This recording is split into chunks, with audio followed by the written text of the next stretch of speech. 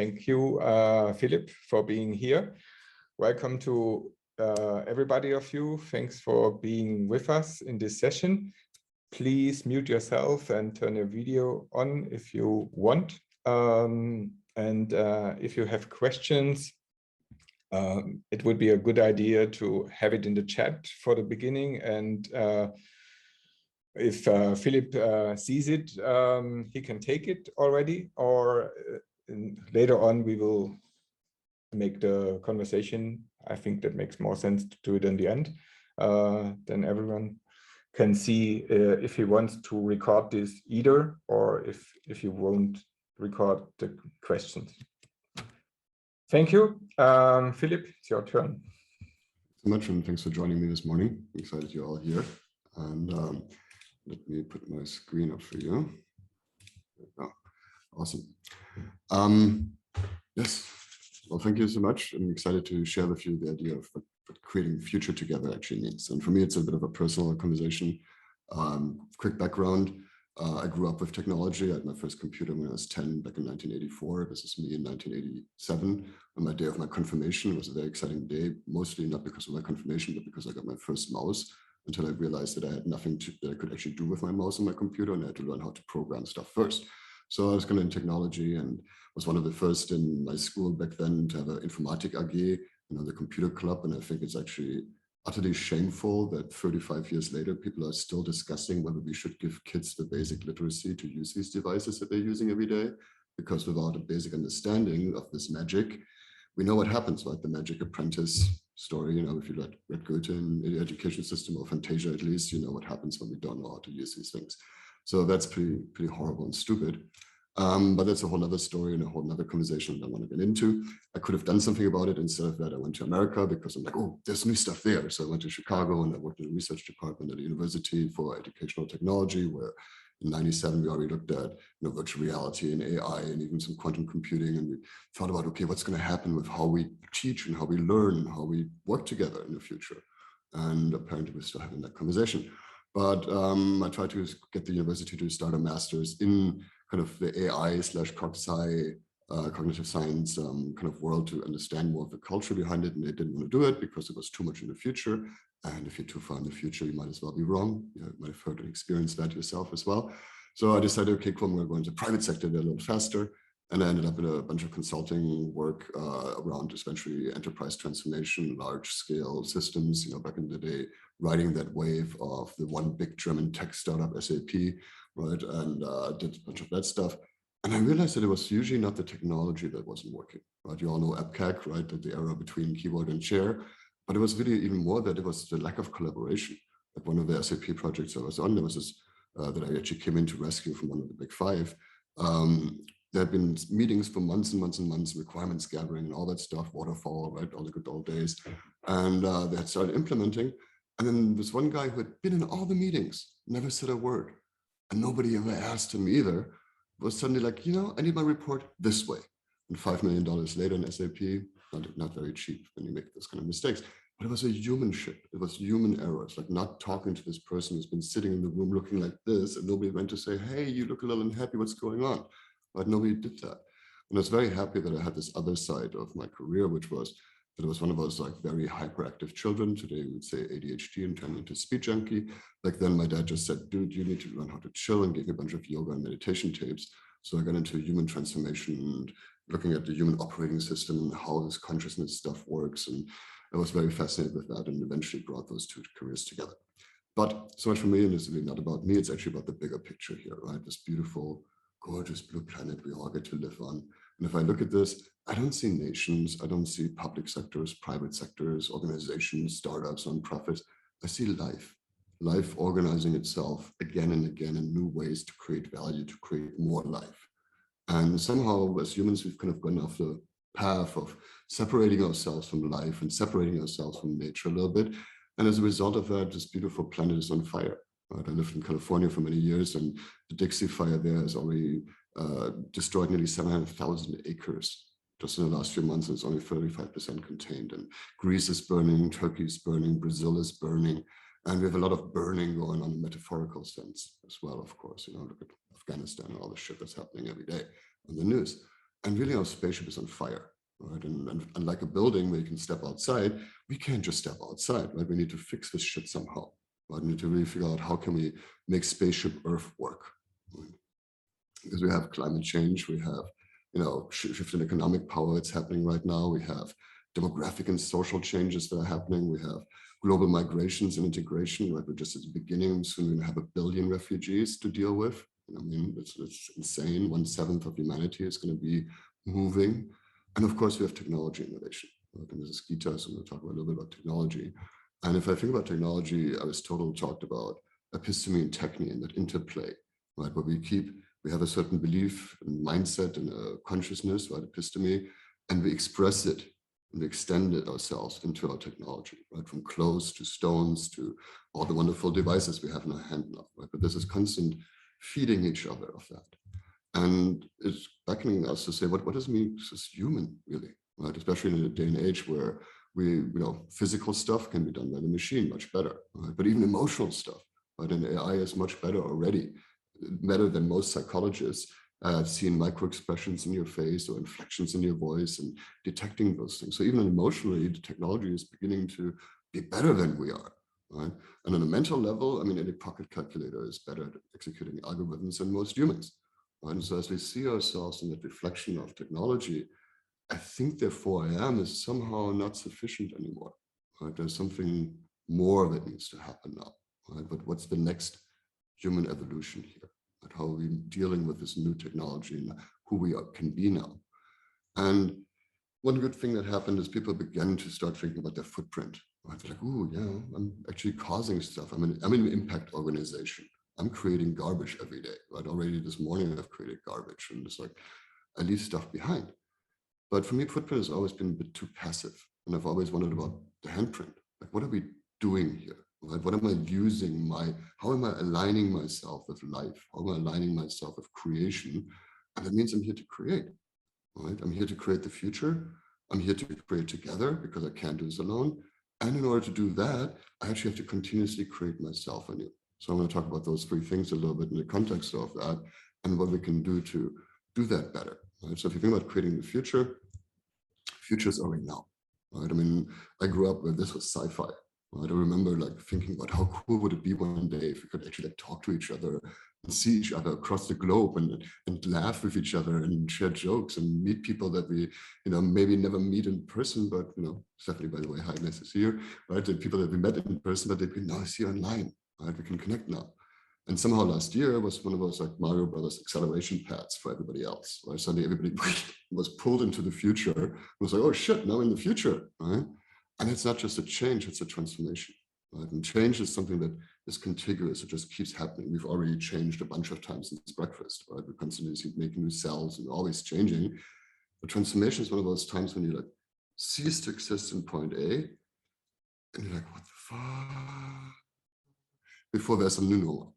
Right? And we're in this phase right now, right? Where we're actually being shaken up and asked to align ourselves anew. But my favorite metaphor of transformation is when you take an iron rod and you hold it and you hammer it, it turns into a magnet because the particles get shaken up and eventually align themselves to the strongest electromagnetic field. And similar to that, our transformational moment here is shaking up our society and we're beginning to align ourselves and making it work better, hopefully. Right? But we're also realizing we live in the VUCA world. Right? The last generation had one of the few times, at least in Western worlds, where it was relatively stable. Right? Now it's all volatile, like life actually is. It changes overnight. It's really uncertain, in spite of the fact we have more data than ever. Right? It's become more and more complex as we see each other in this planetary context. We see each other now and how many actors are there and how every individual now has more power to create havoc than ever before. Right? And it's become a little bit ambiguous and it's kind of sucks to deal with that, right? Because we hate ambiguity. And there's these different future dynamics that have already been underway, but just got accelerated last year. The first one is transparency, right? Everything is becoming visible. Google knows where I've been for years, right? They know exactly where I've been and who I've been with. And if you have one of those devices, it even knows what your heart rate was while you were hanging out with them, if you liked hanging out with them or not. Right? So they're becoming visible to each other. We see each other in our living rooms. We see, where we live. We see ourselves with our dogs and cats and kids, and suddenly we become human in a new way. And as we see each other, we're realizing diversity in a new way. And when I think about diversity, it's not about we have to get a couple more women in the boardroom, but it's understanding that life requires diversity. Right? We require multiple perspectives, and I'll talk a little bit more about that. And we also realize that it's about values now, because we're beginning to comprehend that our AI is as biased as we are. But if I asked an AI who should be the next board member of a German company, it would be Thomas. Right? And nothing against Thomas, you know, but it would be somebody named that, right? Or if I asked who should be arrested in America, it'd probably be a Black person, right? Not because of actual thing, but because of purely the data of our AI and our history and our biased history, right? So we have to be clear about what values are we actually going for? What variables are we putting in our equations? And as we do that, we have to also understand that we're contracting in new ways, right? All the DLTs, blockchains, and all those tools that are now about contracting with each other. We have to understand what we are saying yes to, right? How many times have you clicked on a terms and agreements thing and had no idea if they're going to come and, you know, take your firstborn, right? I mean, we're making these agreements all day long. And consequences are much faster, right? Everything is going faster. When we do something overnight, suddenly we're visible. Right? I mean, for example, a company that I worked with, they had a regular business deal that one day, which had been totally normal yesterday. Next thing you know, they had Fridays for Future in their front line, saying this is not cool anymore, people. Right? So they have much faster consequences. Right? And we're also realizing that we are part of an ecosystem, starting with our own, right? Starting with the 1,200 species that live inside my elementary canal, all the way to the bigger and bigger ecosystems, all the way to planet. And of course, related to that is purpose, right? Because when we look at death, like we did last year, suddenly we ask ourselves, what am I doing here? Right? 2/3 of employees last year in the US looked up purpose, right? Because suddenly they're going, what am I doing for my life? Right? As they're sitting at home, isolated from their normal work. So there's these dynamics that have already been underway. And just to look at transparency, right? When last year, a friend of mine said it was a little bit like we went into the kitchen and turned the kitchen light on and saw all the cockroaches scrabble away. Right? But now we can't just turn the light back off, right? And we can't just pretend that they're not there, right? We see that inequalities exist around how we look at people, right? And whether it's that the global distribution of wealth is utterly ridiculous, right? And that the role of women is utterly ridiculous in most places. I just got back to Germany a few years ago and I was shocked with how chauvinistic things here still are. I mean, I came from after living in California, which is a little different, but really people, come on, right? And of course, we know the whole carbon thing isn't working. We have to solve all that shit. But it's all visible now. We can't unsee this. Right? We know now. We can't say we didn't know. Right? So we require some new cultural operating systems. When I think about operating system, right, I come from technology, obviously, but opus, right, is your work, is your creation. So your operating systems are the ways in which you create value, in which you create your work, in which you create your opus. And really, what is culture? Right? It's one of those super overused words. Right? I just say it's how we do things around here. Just keep it simple. And it's about creating together. Right? Culture is really about how do we create value with each other. Right? And as I mentioned, you know, diversity is one of those topics. And again, it's not about, you know, the idiocy of trying to make it more tolerable, but it's about understanding that it's required. Right? Like there's this beautiful story of the blind man and the elephant. Some of you might know this, where a bunch of blind men are walking down the street, and the first one hits something. He's like, oh, and he puts his hands up, and he's like, oh, we hit a wall, we hit a wall. Right? And the second one is a little bit closer to the ground. He's like, no, dude, that's a tree. Right? And the third one is at the tail. He's like, no, it's a snake. And then they get into a fist fight about who's right. Right? And when I watch like politicians talk on television or when I sit in meetings, sometimes it's a little bit like that, right? A whole bunch of blind men beating each other about who's right. Right? Because we want to be right, especially in Germany, people are really taught to make sure you're right. Right? And it's like, fuck that. Nobody's right. Right? Nobody sees the whole elephant. You can only see bits and pieces, every one of us. I was just saying in a welcome earlier to someone that said, the only truth I know, the one truth I know is I seem to be here right now. Everything else is a whole bunch of assumptions. Right? But I don't know. Right? I don't know what this elephant is. I don't know what reality is. So let's have a conversation and say, hey, what does it look like from over there? What does it look like from over there? What does it look like from over there? And then we can together maybe approach that elephant. And it's really about understanding who you are, right? Where you take interest. That word interest means being in the middle of, right? Am I just in the middle of myself, right? Am I in the middle of the person who's in front of me? Am I connected to my team, to my organization, to the ecosystem it lives in, and all the way to the planet? Where am I interested? Where am I concerning myself? And where do I think I have influence? Because we already do. Every one of us is a global citizen. Every one of us has global impact every single day. just mostly it's unconscious, and that's very unfortunate. Because culture is that emergent phenomenon. Right? Like culture actually is this ephemeral thing that happens in the interference pattern of how we all show up. Right? Each of us is creating ripples. Right? Each of us is constantly creating ripples on all kinds of levels: physical, emotional, mental, relational. We're creating ripples, ripples, ripples. And in that interplay is where culture exists. And it requires a shift, because we've trained our children to be externally manipulated process executors, right? Externally motivated, externally told to do things, right? And fulfilling on these expectations. I'm going to just do my job description. Right? That's bullshit. We need creators. We need people who are intrinsically motivated value creators, who are coming from the inside. And it's a matter of why we do anything. Right? If I think about those mudcake children who collect the cobalt for this, right? They're doing it because they have to. They're being forced to. Right? They're being coerced to. And the people who run their show because they're trying to make money with them, they want to. Right? They're doing this because they want to do it for pleasure, right? Or to avoid pain. Or they're doing it. Some people, who are connecting, maybe controlling a little bit, they're doing it because you should do this, right? It's a man macht das so in German, right? Like this is how it's done, right? I should do that. And then there's this part where I become aware of myself and I say, I'm choosing to. I'm committing to doing something. I'm choosing to do this. And then there's also the possibility of just simply exploring, or I'm playing with something, I'm exploring something. Or I come from a place of vision where I see something and I want to see that in the world. I can see a world where every child is greeted with, hello child, welcome to this world. I'm not gonna lie, it's gonna be a heavy ride, teething hurts, but we're gonna be there for you and support you. And we can't wait to see what gifts you bring to the world. I can see a world like that. Right? That's why I'm doing what I'm doing every day. And really because I'm feeling called to create. Like we all are. We all have that calling, whether we heed it or not. And of course, we can't do it together, right? This beautiful African saying, all of you, I'm sure have heard about how if you want to go fast, go by yourself. If you want to go far, go together. Right? So we have to figure out how to deal with these things collectively now and how to create new cultural operating systems. And as things become more transparent, we get to become more authentic. Right? And as things become more diverse, we need to make sure that we have the psychological safety to contain the diversity, to allow that to really unfold and to bring everybody's genius to the table. In order to have clarity on our values, we have to focus on clarity and a clear communication, and clear expectations, and asking. Right?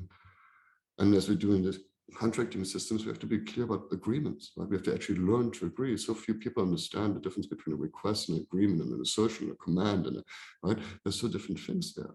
Right? And we have to give each other feedback much more quickly. We can't wait for the once a year employee, evaluation form that everybody fucking hates. Right?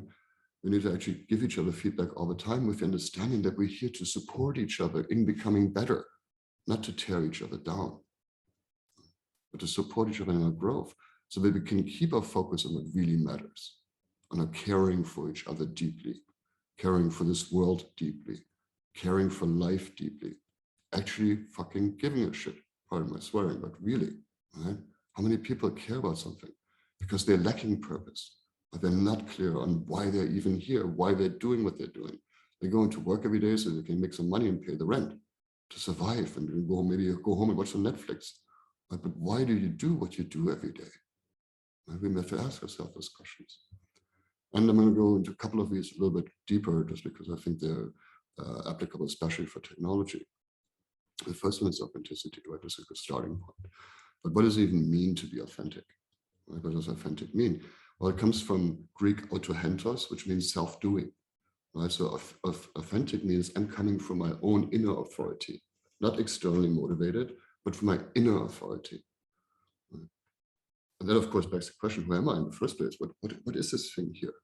Right? Not who am I, then I'm going to tell you a bunch of stories about Philip and where he grew up and what he did, but who is this? Right? Who is I? Right? And I get to look at the human operating system, like, okay, what is this? Right? I seem to have a body, right, with which I can sense stuff. Right? And then I seem to have emotions with which I can feel stuff. I feel pulled towards things and not so pulled towards other things. Right? I keep moving in that space. And of course, I think, therefore I am, right? So I have this mind, this mental component, which is great. I have ways of seeing reality that way. And I have also relationships, right? I and other have these different relationships, right? I'm constantly related, because if I have an I, then everything else is not I. Other things, res alles, reality. Right? I and other things, we have a relationship there. We're in relationship with reality. And of course, we also have a voice, right? And the voice, not just the one I'm speaking to you with, but our unique individuality. Like nobody's ever been you. Right? You're the very first version of you. So next time you judge yourself, right, and you have that little voice in your head that tells you how you're not good enough, tell that voice, dude, I'm the very first one trying to do this. Right? There's no right way to be you because you're the first doing it. You're expressing yourself, your vision, your capacity to imagine. And of course, your calling is called to create here. Right? And we have this sort of existential part, right, that's in this world. And then we have this other part that wants to come into this world, right? The creative part, the thing that wants to express itself. Right?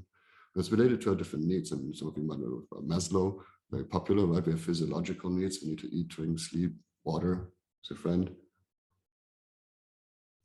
Hydrate to create, especially if you're talking a lot. So very good, helpful thing. And don't spill water on your keyboard while you do that. No. Ooh, oh shit.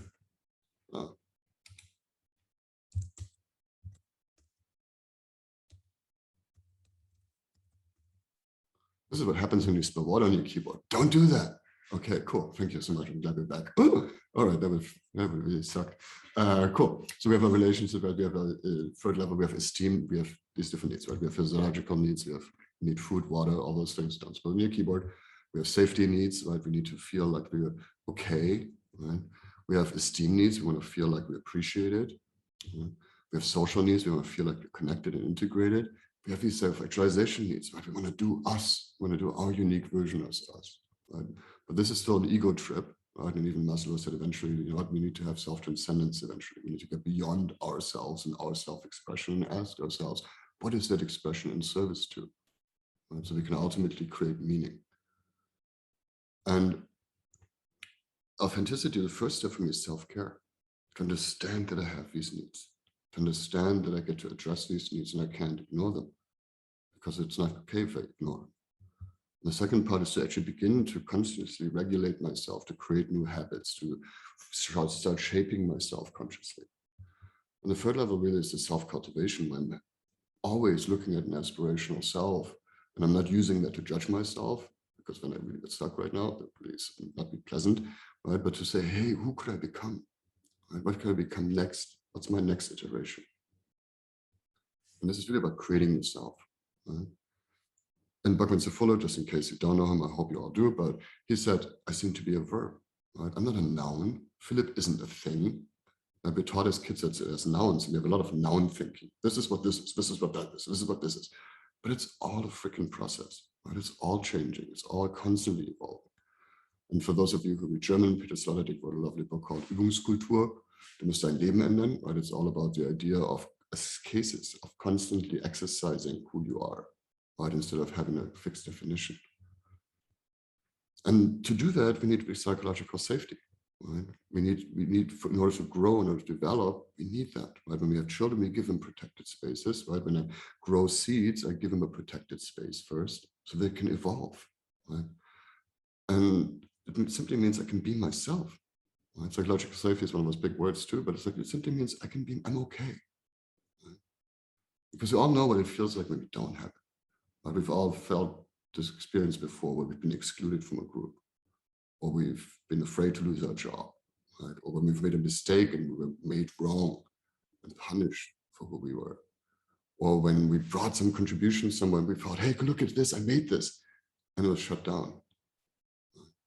Or when we saw the system we were in and said, this is not working, and I want to make this better. I need to change this, right? Steffi and I had conversations about that, and she's doing wonderful things with education now because she said, this is not working, I want to challenge this. I want to do something new here. So we all know what it feels like not to have psychological safety. And Timothy Clark has a lovely book called 4 Stages of Psychological Safety, one of the simplest books I've found, and just very thin too. One of the descriptions, but it says that on the basic level, we want to have inclusion safety.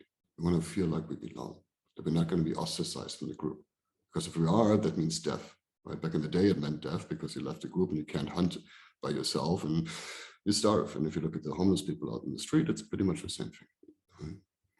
And then there's a second aspect, which is learner safety. It's okay to try something. It's okay to make a mistake. Right? People talk about failure culture, but of course, nobody wants to fail.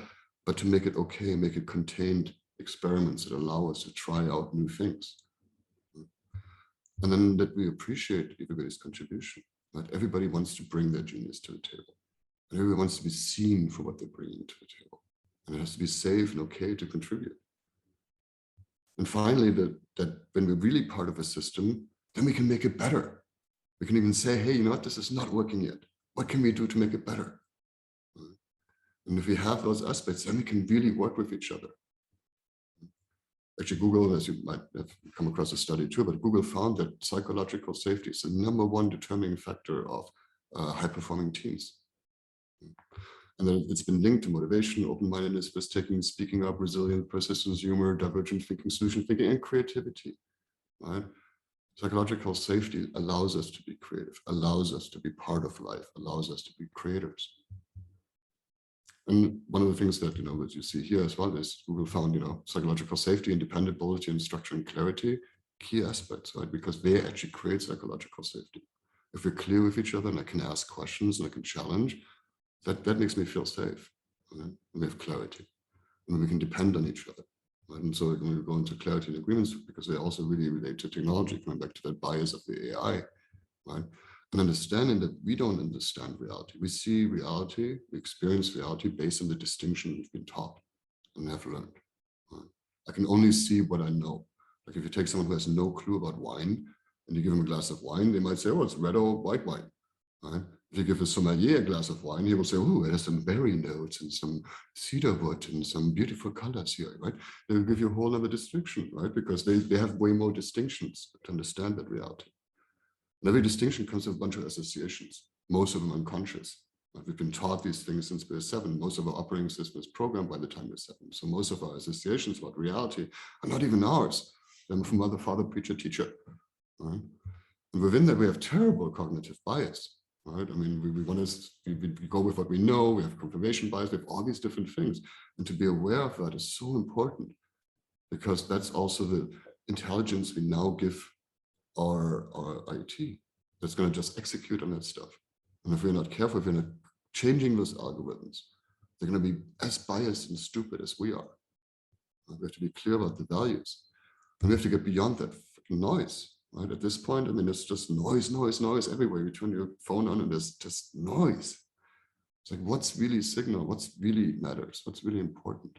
Right? Driving clarity and driving towards clarity, right? Because we have all kinds of assumptions, but as we know, assumptions, when I assume something, it makes an ass out of you and me, right? So ask, don't assume, right? Ask, test, right? Don't assume.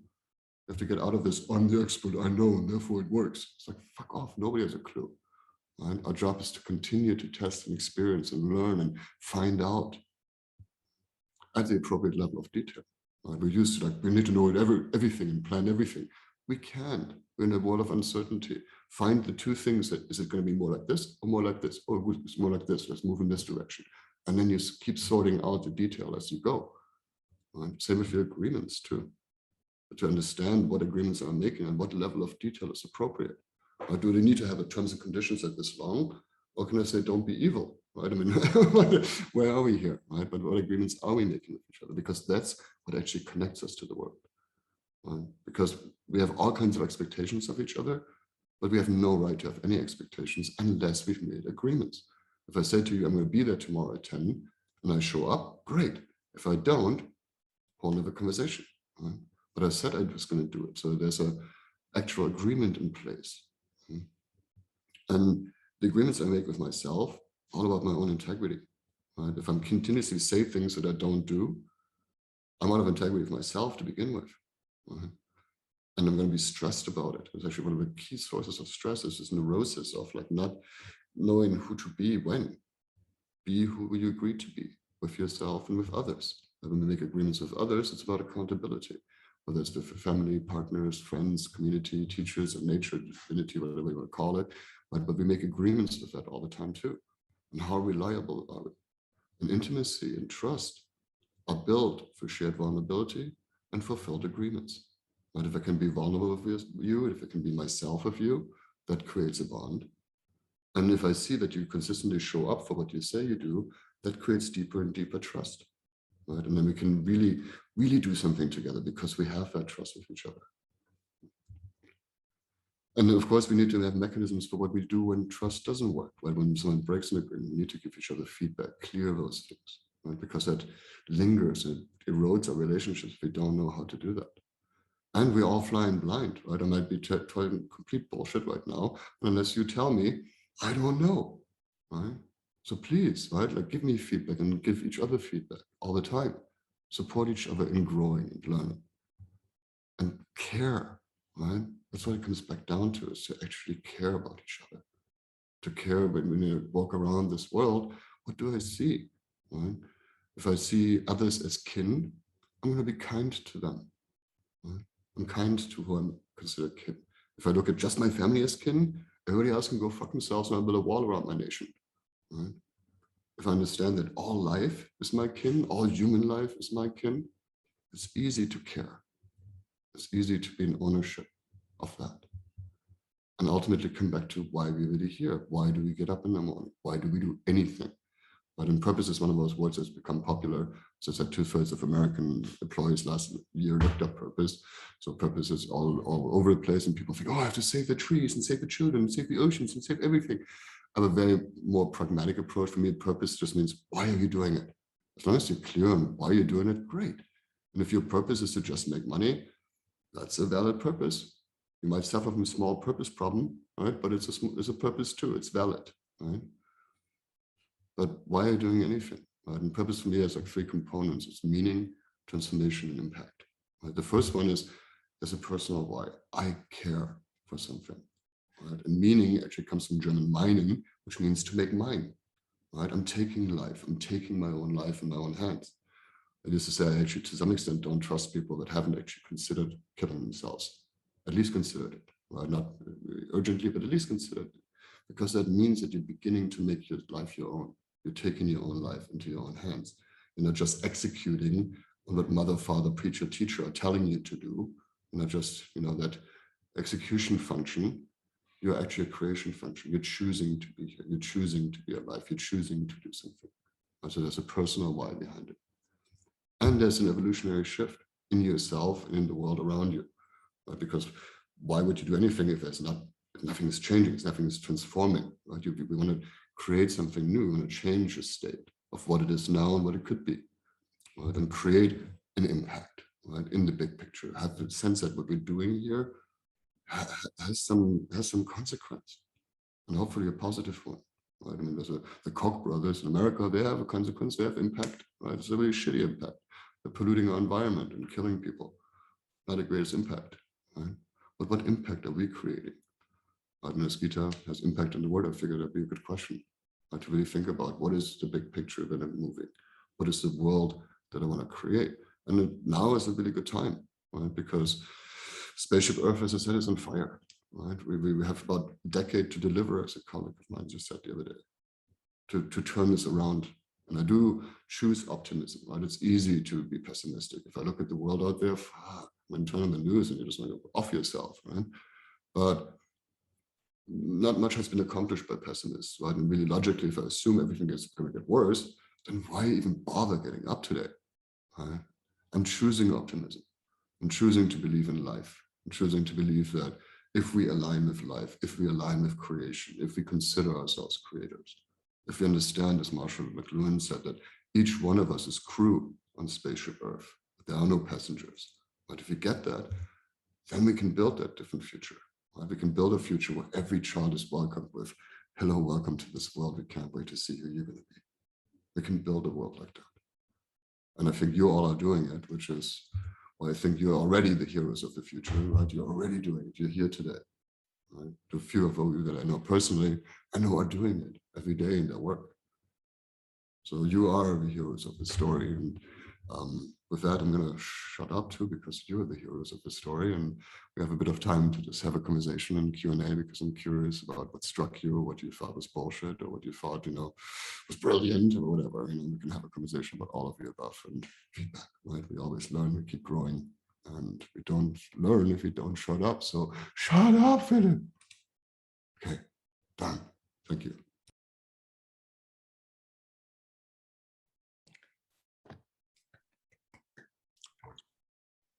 Thank you a lot, Philip. Yeah, so if Philip is okay for that, we can open up the micros directly and get in conversation with each other. I still have the recording happening. Not so sure. Thomas, how do you say? Do we take this audio on the recording or?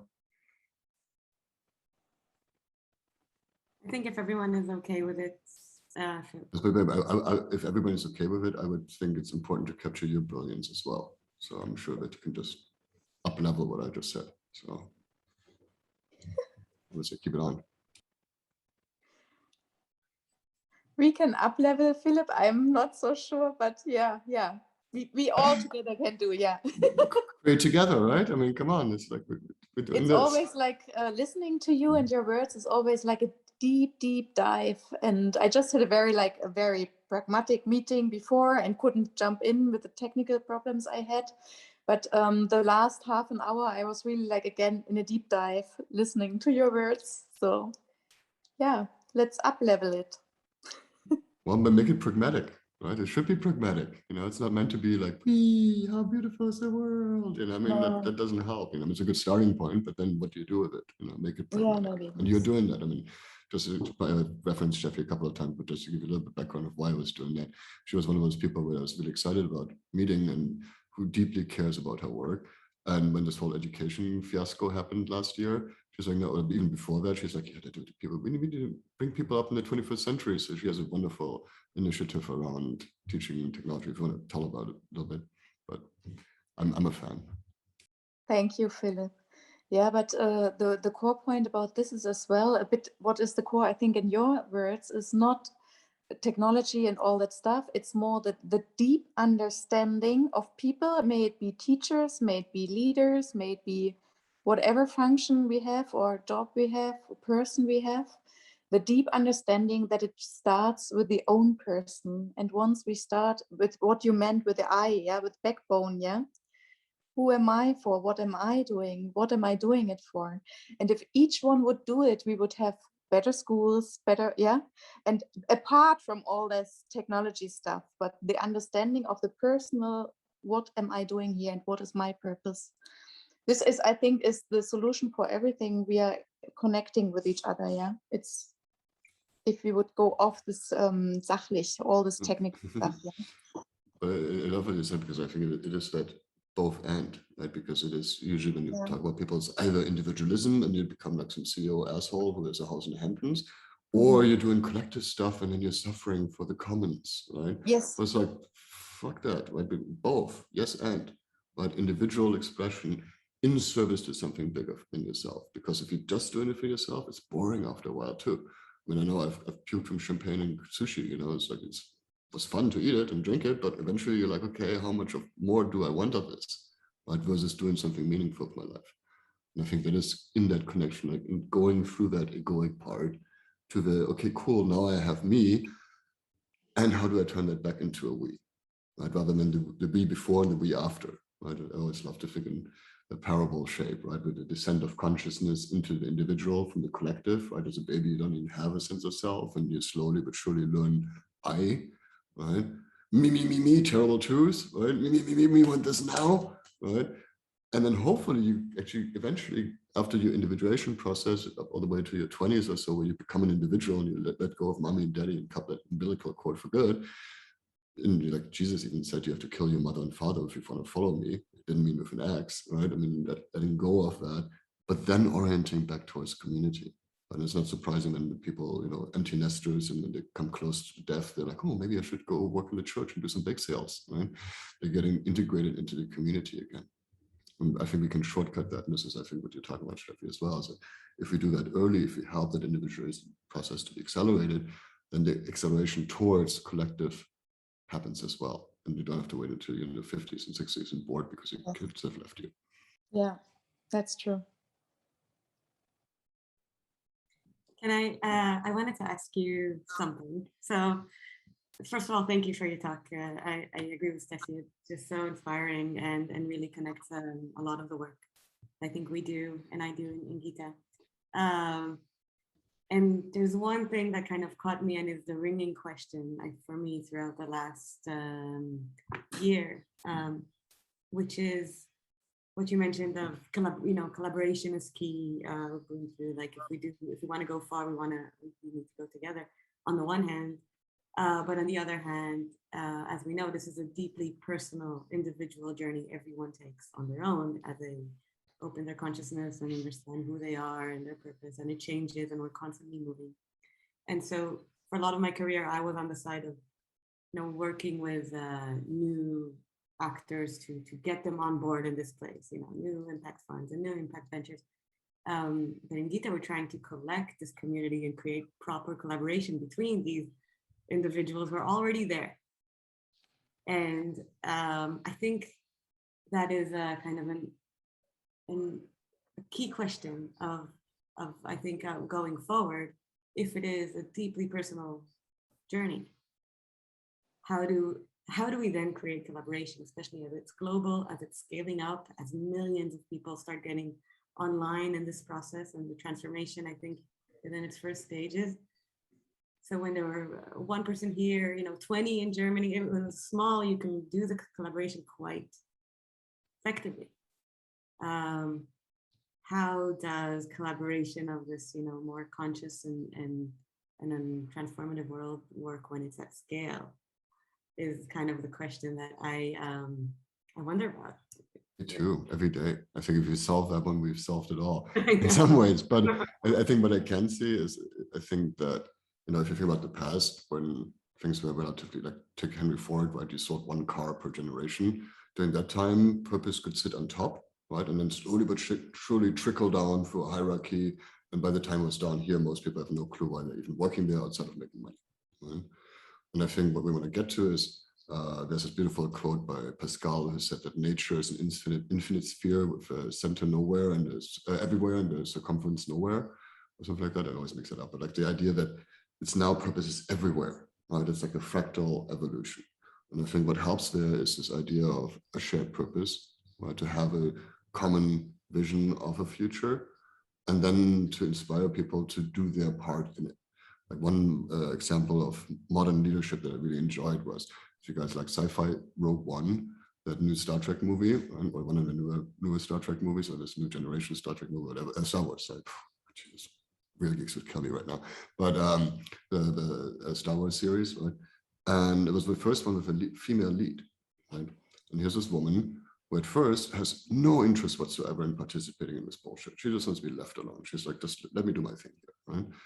But then eventually she gets the purpose. She gets that there is something really important here. And from then on out, for the rest of the movie, she's essentially just walking around saying, this needs to be done. This is why we're doing this, right? This needs to be done. But she doesn't say, you do this and you do this and you do this, right? There's no directive there. She just walks around holding that vision, right? And as a result of it, all these people around her start self-organizing. They're like, if it needs to be done, I think I can do this. The other person, if it needs to be done, I think I can do this. It's a little bit like that stone soup example, right? Where the person goes from house to house and tries to get them to collaborate with him and, give him some food, and nobody does, right? And so he ends up getting into the center of the marketplace, and he puts a big pot up, puts water in it, puts a fire underneath it, and puts some stones in it.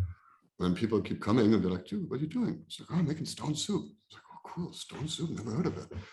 Can you use some celery? Yeah, that would be great. The first person brings their celery, the next person brings some carrots, and the next person brings some potatoes. And so they're like, oh, you're making stone soup? Would that fit into the stone soup? Yeah. And so they keep bringing stuff, and in the end, they have a beautiful pot with lots of good stuff in it that people weren't willing to depart with earlier, right? But because there was this curiosity of this new common adventure, they were willing to contribute their pieces to it. And I think it's a little bit like that, right? We all have unique gifts to share. And I think we all want to.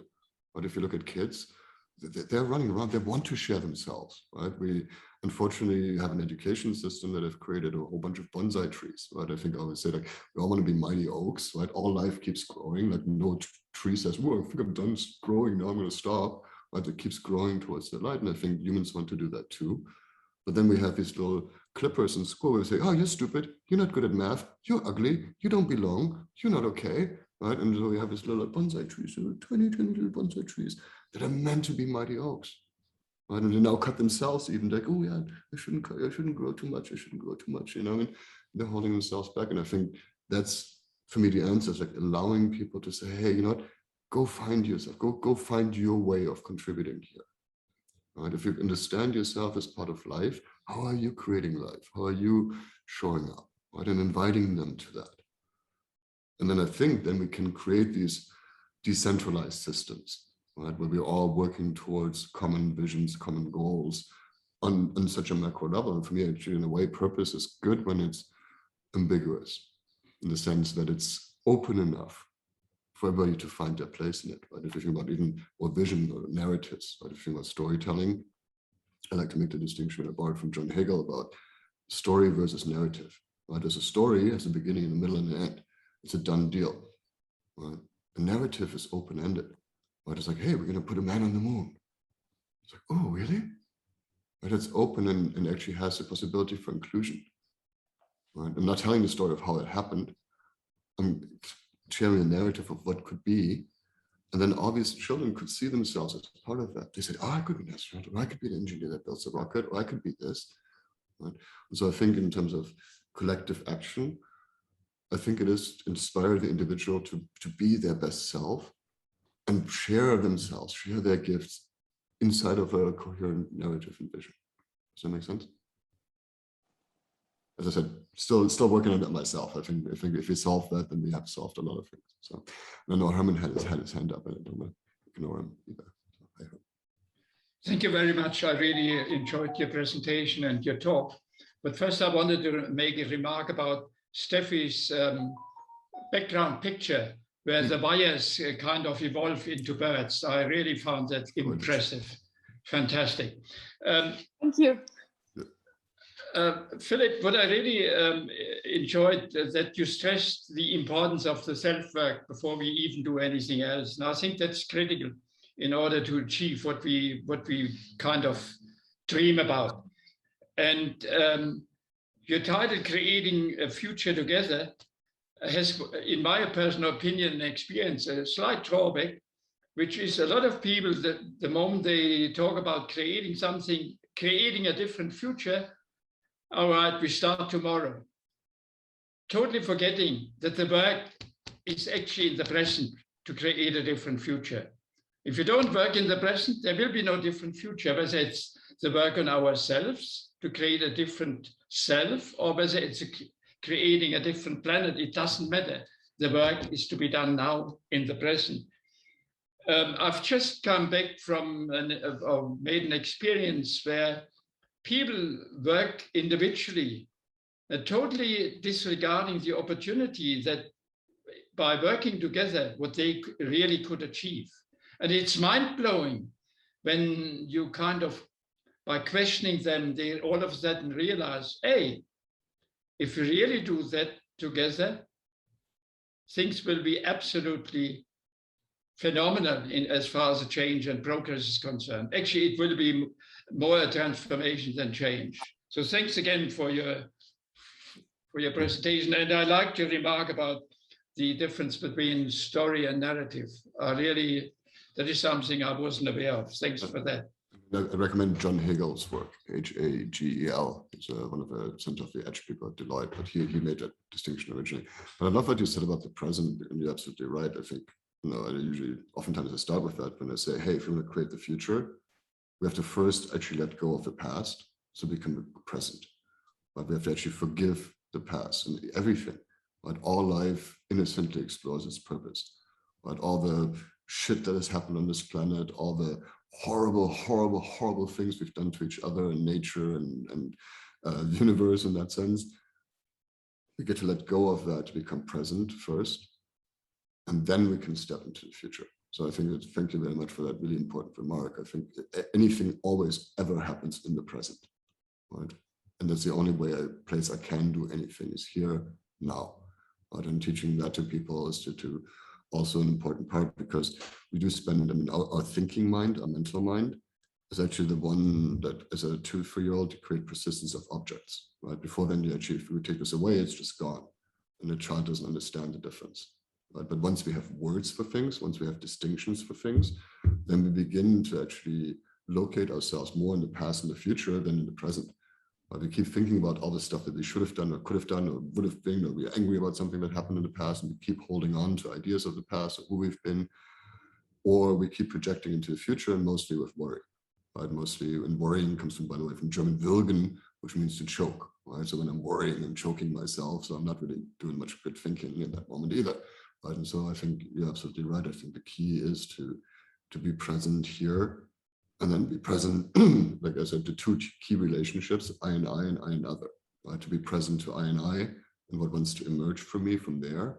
Right? What is the nudges that I'm getting, the calling, the visions, the stuff that wants to come out here, and to be aware of other, right? I and other, and the relationships I have with reality and other people around me, and continuously finding that appropriateness of how we do things, and to remind each other that it is indeed better together. Right, that we can, like you said, that when we all have a unique genius, and we have to keep reminding ourselves too, right? I'm still a racist, chauvinistic, bigoted asshole, an egotistical everything, right? This is still all in me. And I get to acknowledge that that's all in me.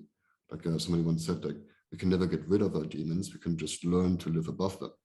Right? And I have moments when I get totally egoic too again in collaborations, and I want to just do it all by myself because it's faster. And I have to remind myself, or have people around me, like my team, who says, hey, Philip, hey, look, buddy, we all need to understand this, right? And I just had that situation not too long ago, a few months ago, where I was all running with this new framework, and I realized that my team actually didn't have an idea what I was talking about. And I had actually failed to involve them in the process. And I had failed to make it a we thing, and I made it all about me, running, doing my thing, right? And so we have to also keep reminding ourselves that we're not like, once we're here, we're done, oh, I'm so enlightened now. But enlightenment is a practice in the present. Like you said, that's the only moment that I have. It's always again and again in the present, and how I'm showing up here. So really beautiful contribution. Thank you. And I love Steffi's background too. Freedom! Fly, birdies, fly. Yes, let's fly. But thanks also for the last words, Philip. It's again like, wow, it's so true. Yeah. Just to make ourselves aware all the time. We are here. This is what we can do together. And maybe not being too fast all the time. Let's just see that we get this reconnection, as you mentioned. Yeah, get this reconnection in. And it's good to have these reminders, and also as an answer to Lehe, if we have in a team on collaboration, yeah, if we have these people who remind us, yeah, this is also good help to keep the connections and the collaboration. We actually hold each other accountable. Yeah. Right? I mean, that actually, the concept we teach when we talk about hold accountable, it starts with holding. Right? We tend to think about accountable immediately, and it's important because in the end, it's about what did you do, what results did you deliver. But in order to deliver them, I have to start with holding. And if we really held each other, right? If we're really each other's brothers keepers, right? If we really cared for each other, coming back to that importance of care, then we can do that together too. Right? But we need to actually care about each other and not look at each other as, you know, separate, as just as you know, the original word actually of the original sin, right? Sin, the word sin, in French, sinte in Latin, it means without, separated. Right? And if you look at the original, like the satanic version of the paradise story, right, then actually this universe initially, when it was created, paradise, by Jehovah, when he created it, he violated one of the most essential rules of the universe, and that is that of free will. And so that's why they sent Satan, so they would eat from the tree of knowledge, so they would see distinction, I and other, right, and immediately had shame and separation as a result of it. But then the story continues that eventually you eat from the tree of life and you enter paradise, but this time consciously, because you choose to. You choose to understand that we're already in kingdom of heaven. You choose to understand that everybody around me is my brother. You choose to understand that kingdom of heaven and earth is here, but you're choosing that, right? And now it's a free will in paradise at the same time. So it's a little side story there. Lots of ancient wisdom that can help us here. And if you remember that these are cool stories, none of it is true. All of it are good stories.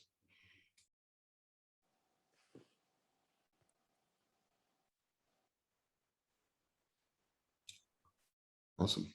Yeah. Well, thank you so much for joining me this morning. And are we looking forward to Sebastian's talk now? He's going to bring us back into the motherland. Yeah.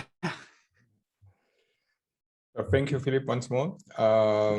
And please connect and reach out. I'm always, as you can tell, I love geeking out about this shit.